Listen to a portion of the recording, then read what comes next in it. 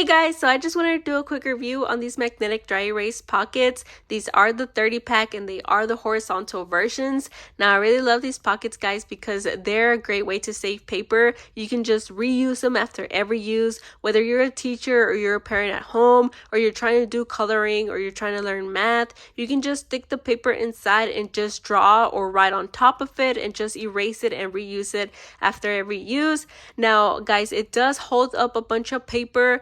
But obviously if you just want to do one by one, you can always do that. It does have a magnet tab here, so you can just stick to anything that holds up magnets, but I'm actually going to show you how it works, so let's go ahead and do that. Alright guys, so as you can see, we have the pole of a lamp here that's made out of steel. Here we have the dry erase pockets, and we're just going to go ahead and stick the tab to it. Now as you can see, it sticks perfectly fine. Now we only have one sheet in there, but you can stick a bunch of paper in there. Once you know it's overloaded, it would just start gliding down.